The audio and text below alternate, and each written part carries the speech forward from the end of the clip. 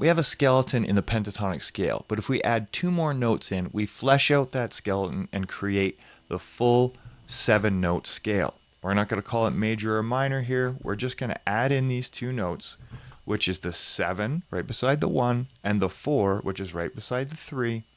And as I place these in here, you're going to see some patterns emerge. So as you can see, the 7 and the 4 are always right beside each other. Now we have that shift here at the B string. That's why they're not right beside each other, but they're back to being beside each other here. So now we're going to play our bass position with our extra 2 notes and create a full 7-note scale. We're going to start on A, finger on A here, and we're going to go through it. Now watch, just look at the fretboard escalator and let it guide you. Oh yes, and turn on your metronome. Let's go metronome.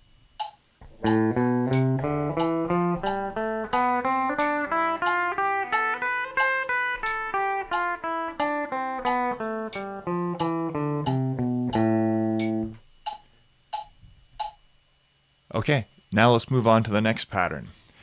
So what we're going to do is shift the fretboard escalators over, just like we did last time, so that we can keep playing in approximately the middle of the fretboard, because that is the nicest place to play. Why make it hard on yourself, especially when you're just learning?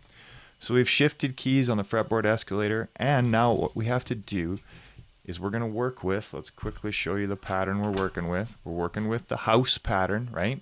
Upside down house, or the house of blues. And what we want to do is add in our 2 missing notes.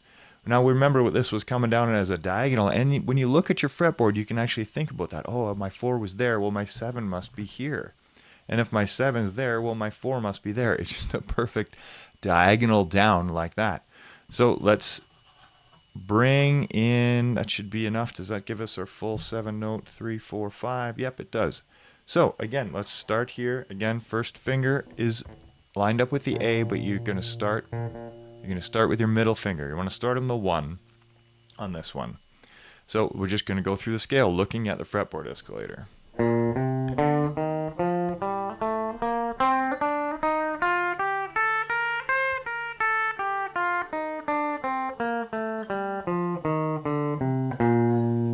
You should use a metronome. I didn't turn it on that time. I'm not sure how clear that sounds, so I'm just going to leave it off probably for the rest. But absolutely practice with a metronome. So that's the house. What's beside the house? It is the mirror. So we've shifted the fretboard escalator so that our mirror pattern is in the middle of our fretboard, just like this. And what we want to do is add in the missing 4 and the 7. So here's our 3. Our 4 goes right beside it. There's a 1, the 7's beside that. There's a 4 beside the 3, a 7 beside the 1, and another 4 beside the 3. That gives us our full 7-note scale in the mirror position. Okay, so we've got the mirror pentatonic and we've got the mirror full 7-note scale here.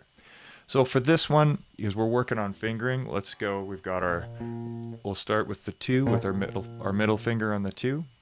We're going to try a different approach on this one, where we're actually just sliding back and pulling, keeping the same main position where your fingers are starting with the 2 here, but we're going to just move this one back.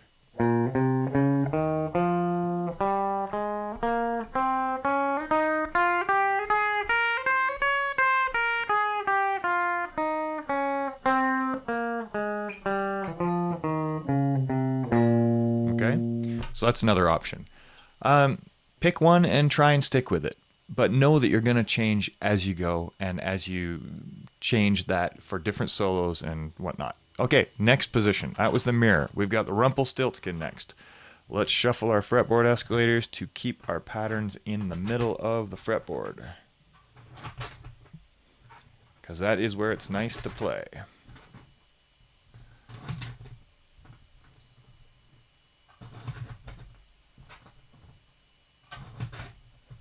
So we now have Rumpelstiltskin laid out, and again we're missing a couple of notes to make the full major scale. We're missing the 7 and the 4, and again, as you see, we're going down just at this nice 45-degree angle. Well, not 45-degree angle. Okay, so do we have our 3, 4, 7, 1, 3, 4, 7, 1, 3, 4? Okay, so it looks good. We've got our full 7-note scale here. What we want to do is count through 3, 4, 5, 6, 7, 1. 2, 3, 4, 5, 6, 7, 1. 2, 3, 4, 5. If we can do that, that means we have all the notes we need to make the full 7-note scale. Again, starting first finger on the A, right? And let's go.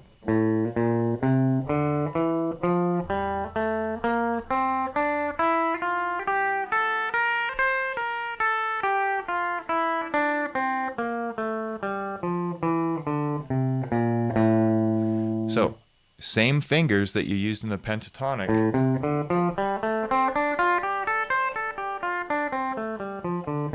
But we added in those 2 notes.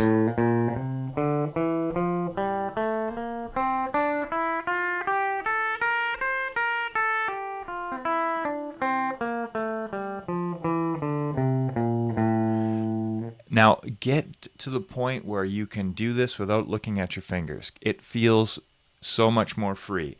Again, use that metronome, but let's move on. We've got one more pattern, the 2s, right? So beside the Rumpelstiltskin is the 2s. Shift our fretboard escalator so that it's pretty much in the middle of our neck. All we're doing is changing keys when we do this. So we have the 2s left. Now let's check and see if we have a full major scale here. So we have 5, 6, 7, 1, 2, 3, 4. 5, 6, 7, 1, 2, 3. 4's over there. We're missing a 4. Okay, so we're going to need, there's our 4. And there's our diagonal pattern. So for this one, you're going to get kind of tripped up right about here where we come out of that 1 finger per fret. So I'm going to stop when I get there.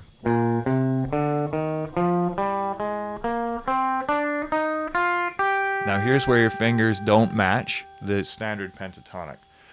If you just slide up like this, you can now either go or come back to here. Now, I think that doesn't really matter. It really matters that you're playing it with your pentatonic scale structure all the time the same. In this case, you're gonna change it probably all the time. So don't worry too much about that one. Just do whatever feels right at the time. So let's go through it again.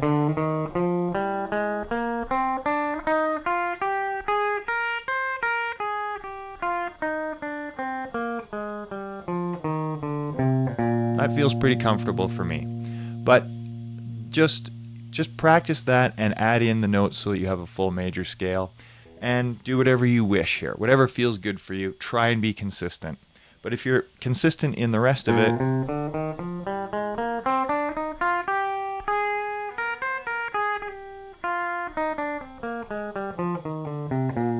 I think that you'll be fine. All right, and then we are now back to our bass position. If I adjust this one more time, and we've gone through all scale shapes, all 5 scale shapes, and come back to our original bass position. Okay, so now you've added in the full major scale, 1 position at a time. Now go back and see if you can do it without the 2nd fretboard escalator. See if you can find these, and if you can't, then challenge yourself on the fretboard escalator before you pick up your guitar. So put this, well, if you have 2, then you're really lucky. But put this one away, or put away the PDF that shows you where the 7 and 4 is, and try and place them here without the numbers, because the numbers actually help you. Or do it with the numbers. Leave your intervals on here so that you can always place them easily. So many options, however you like to learn. That is the beauty of the system. Okay, so if you find these tools useful and helpful, it could really use your support over at musiclabs.ca to get these into your hands. Link is in the bio.